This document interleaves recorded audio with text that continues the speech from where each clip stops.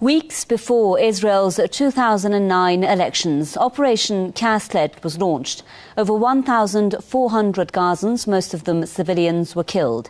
Around 5,000 were injured. Enormous damage was caused, and the scar of broken lives may never heal. Now, months ahead of another Israeli election, Cast Lead too could become a reality. I'm Homa Lezgi, and this is News Analysis. Allahu Akbar.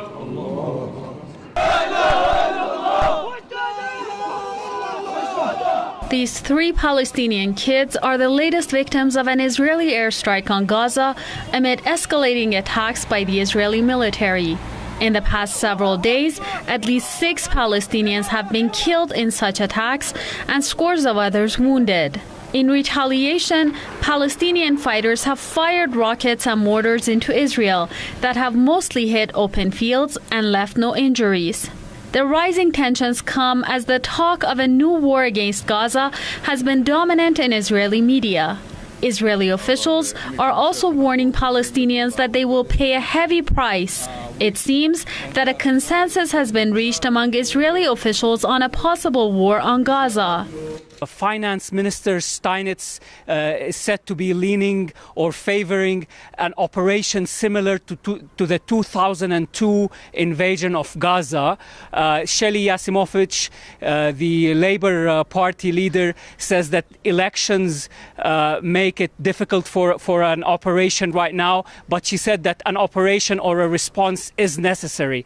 Kadima leader Shaul Mofaz is reportedly favoring targeted killings. Israeli Prime Minister Benjamin Netanyahu has already begun an international effort to gather support for another war against Gaza.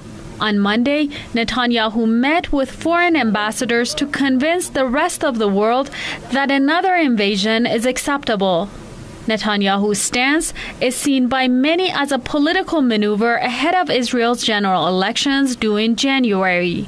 He seems to be trying to show that he is not a weak prime minister in order to win the vote. Some analysts said before that Netanyahu might try to take advantage of the election of a strike against Gaza in order to portray himself tough on security. Tel Aviv has already received Washington's green light for a full-scale invasion into Gaza. On his Facebook page, U.S. Ambassador to Israel Dan Shapiro says Israel has the right to attack the coastal strip.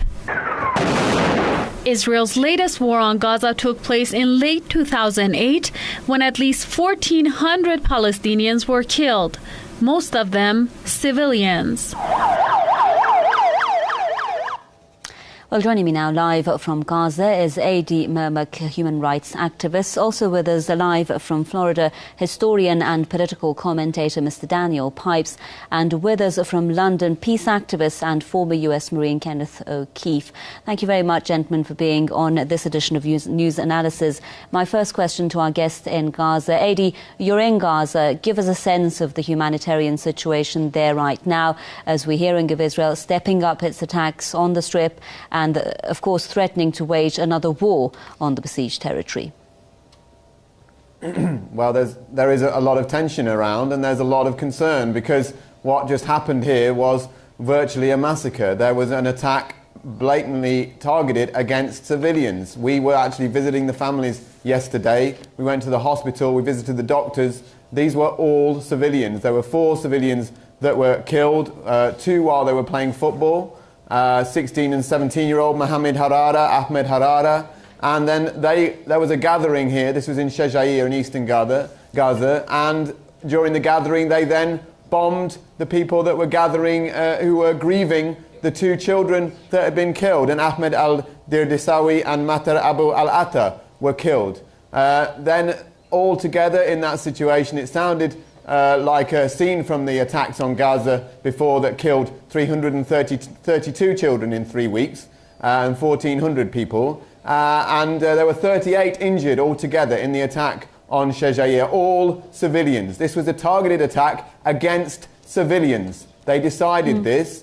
And of course, the initial attack was on Thursday against a 13-year-old boy, Ahmed Abu Daqqa. and this was the first attack, the first casualty, and he was a 13-year-old living by the border. These are crimes. These are already crimes, and they're already talking about an escalation of more mass crimes in the Gaza Strip.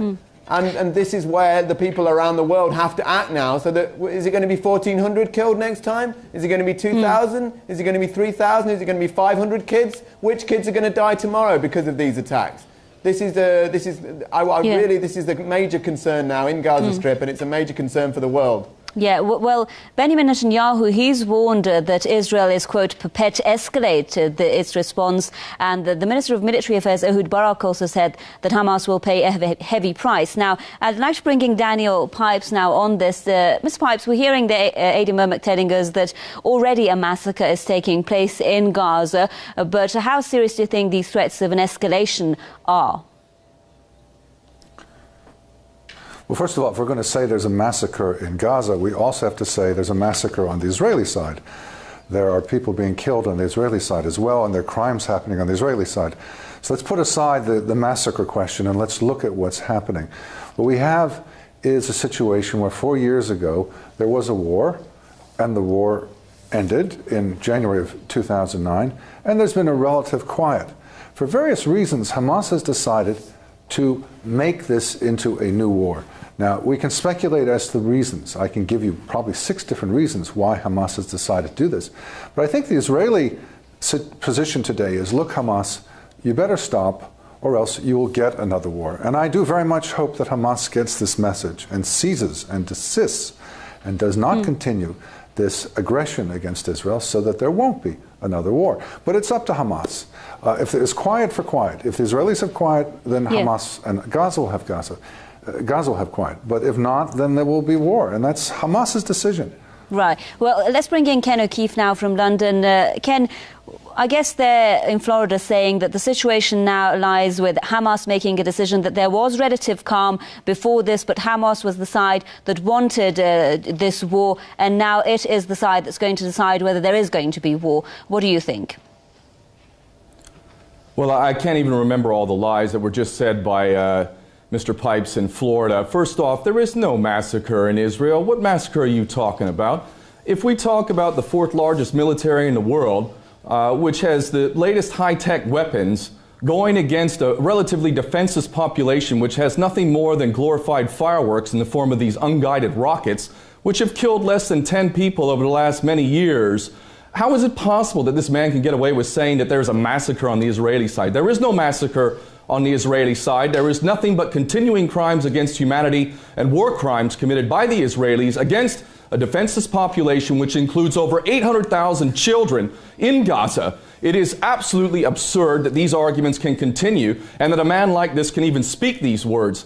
Absolutely disgraceful. The fact is that this all originates because of the original crime of the Palestinians' land being stolen by the Israelis, by the UN declaration, which provided land to less than 15% of the population, and then ultimately gifted Israel with a land that did not exist in their right. They have no right to this land whatsoever. That is the original crime, and it's because of that crime that we see a retaliation to this very day. Well, back to Gaza now. Adi Murmak, we're hearing the remarks being said there by our guest. As someone who's been in Gaza yourself, you're seeing things on the ground there. What basically led to this situation of Israel saying that it's going to go ahead with a full-scale war if it has to? Who should be termed as responsible for this, or what were the conditions that led to this situation? The conditions are quite clear, and there was an attack by Israel. There was an initial attack, and again they killed Ahmed Abu Daqqa. The response, of course, is these homemade rockets that are fired that actually have only killed about 30 people in 10 years. Now, these are, I don't endorse killing anybody, and no one should be murdered, but 30 people compared to the thousands and thousands of Palestinians that have been killed. In fact, there's been more killed in one bomb against the Samuni family, one family in the Operation Cast Lead, than all of the victims in over the 10 years from these rockets from the Palestinian side. Once again, if you look at the attacks in June, it was initiated by Israel. There was nobody killed on the Israeli side, 20 Palestinians killed, about 70 injured. In March, initiated by Israel, the first attack. there was again 20 Palestinians killed, and then nobody killed on the Israeli side. Again, 70 Palestinians injured. There have been 38 and 52 total Palestinian civilians injured during these latest attacks. The only attack that hit anybody on the Israeli side was an Israeli jeep. And of course, under international law even, the Palestinians have a right to defend against a military occupation. And Palestine is still under military occupation. It's the longest running military occupation in modern history. And so this is just fictitious nonsense. And not only has it happened again where Israel has initiated the attacks, Israel does probably want a war because they're always wanting to attack its neighbours around them. They've invaded endless countries throughout their creation, and they are also just about to embark on an election campaign. And of course, if they're at war, then it helps enormously to gain people support for that, especially with the propaganda like Daniel Pipes is pumping out. Yeah, right. We'll come to the question of why it is or it is not going to make that decision. But first, let's go back to Daniel Pipes. I'd like to get your reaction, Ms. Pipes, to the remarks by our London guest. He said that there is no massacre in Israel. And also, Adi Mermak, they're telling us that there wasn't basically what you said, relative calm before this, but we have been seeing a large number of Palestinians being killed, but no casualties coming from the attacks that have been launched by Hamas. And basically the question of all this stemming, as Ken O'Keefe said there, from the illegal occupation. Well, in the first place, I find it interesting that the other guests dismiss 10 or 30 Israeli deaths without any concern. You know, there are very few countries that would accept rockets, mortars coming into their territory, killing people, and just say, well, that's fine. There have been 110 rockets since Saturday, over the last 3 days, landing in Israel from Gaza. Can you imagine, say, in France, 110 rockets coming from Switzerland and say, well, that's not a problem, we'll just ignore that? It's a huge problem. And without going back to 1948 and the origins of the Arab-Israeli conflict, we have a situation now where in recent years it has been reasonably quiet, and suddenly Hamas has decided to send 110 rockets. It has killed as many people as it could. Granted, they're not the most sophisticated rockets, but they're out to kill, and they have killed, and they will kill. And the question is, are they going to continue this? Or are they going to stop? It's Hamas's decision to continue the attacks and provoke a war, or it is Hamas's decision to end those attacks and not have a war.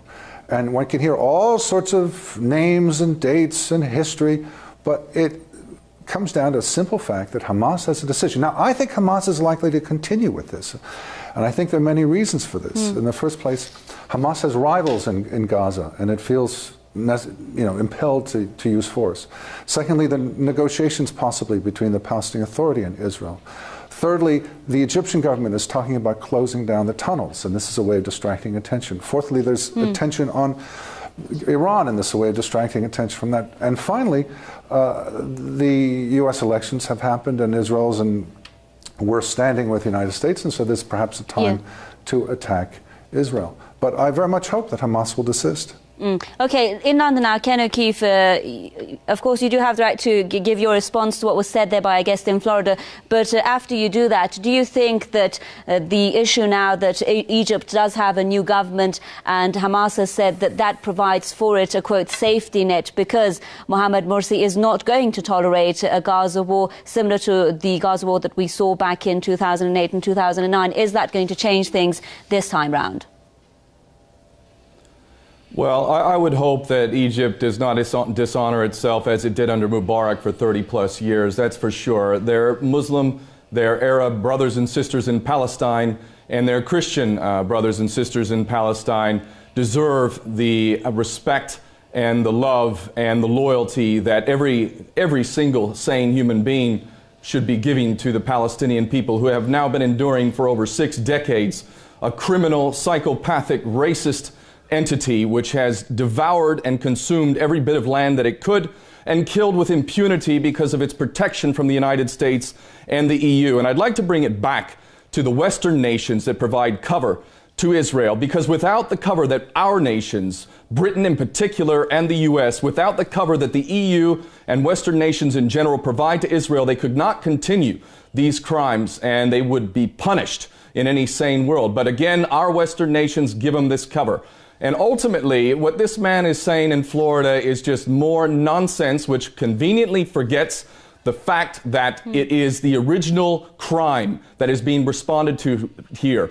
And plus, we have 5 years now, over 5 years, of an illegal criminal collective punishment policy, which again affects over 800,000 children in Gaza. If it was your child that was being subjected to this type of collective punishment, I wonder if you would have the same type of views that you express towards the Palestinians. I believe that you suffer from the same disease that apparently pervades Western society, which imparts great value to Israeli life and imparts virtually no value to Palestinian, Arab, or Muslim life. It is a disgusting reality. It's a perverse reality of Western so-called civilization, and it shames all of us. And if you want me to say how I feel about those lives that are lost in Israel, I regret every single life lost in this world, especially when it comes down to the lies that allow propaganda for us to be involved in wars, incessant, bogeyman-instigated wars that are all nothing more than manipulations to keep the system of tyranny going. I regret all loss of life. But I especially regret the loss of life of innocent people who are only resisting the unacceptable. Adi Murmak in Gaza. Now, we know that when the Gaza war happened back in 2008 and 2009, various probes were made, and then even from the Israeli side, we saw an international probe concluding that civilians were targeted, that excessive force was used. But a lot of critics right now of a possible war are saying that what they call the inaction of the international community when it came to the Gaza war is provoking similar action now again by Israel. What can you tell us about the type of action that you expect from the international community? Well, sadly, what Ken has just said is the truth of the matter. The reason why Israel may be able to attack with more immunity is because of the cowardice and the complete and utter co-opting of all Western governments for the Israeli agenda of colonizing Palestinian land.